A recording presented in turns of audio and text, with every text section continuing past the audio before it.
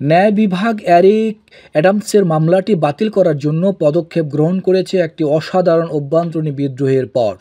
শুক্রবার বিচার বিভাগ New York City mayor Eric অ্যাডামসের বিরুদ্ধে দুর্নীতি অভিযোগ খারিজ করার জন্য পদক্ষেপ গ্রহণ করেছে, যা একটি আইনি নাটকের সর্বশেষ পর্ব, যা অন্তত 7 জন ফেডারেল প্রসিকিউটরের পদত্যাগের দিকে নিয়ে গেছে এবং বিভাগটিকে সংকটে ফেলেছে। এদিকে এই মামলাটি উচ্চ প্রোফাইল মামলাটির অবসান ঘটায় না। একটি ফেডারেল বিচারক অভিযোগ প্রত্যাহারের সিদ্ধান্তে অনুমোদন করতে হবে। কেরিয়ার বিচার বিভাগীয় প্রসিকিউটরের পক্ষ থেকে অসাধারণ বিদ্রোহটি সোমবার শুরু হয়, যখন ভারপ্রাপ্ত ডেপুটি অ্যাটর্নি জেনারেল এমিল বুবে ম্যানহাটের তৎকালীন শীর্ষ প্রসিকিউটর ড্যানিয়েল আর শাসুনকে অভিযোগগুলি প্রত্যাহার করতে নির্দেশ দেন।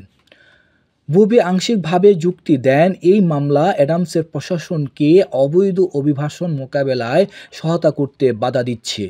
এই দাখিলটি উচ্চ প্রোফাইল মামলাটির অবসান ঘটায় না। একটি ফেডারেল বিচারককে অভিযোগ প্রত্যাহারের সিদ্ধান্তটি অনুমোদন করতে হবে।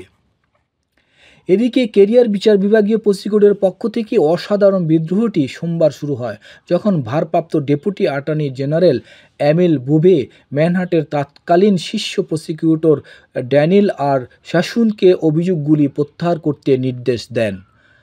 বুবে আংশিকভাবে যুক্তি দেন এই মামলা অ্যাডামসের প্রশাসনকে অবৈধ অভিবাসন মোকাবেলায় সহায়তা করতে বাধা দিচ্ছে। শাসুন, যিনি নিউ ইয়র্কের দক্ষিণ জেলার জন্য কার্যনির্বাহী মার্কিন অ্যাটর্নি ছিলেন, বৃহস্পতিবার পদত্যাগ করেছেন। তিনি অ্যাটর্নি জেনারেল বামবন্ডিকে একটি তীব্র ভাষায় লেখা স্মারক পাঠানোর পর এই পদক্ষেপ নেন।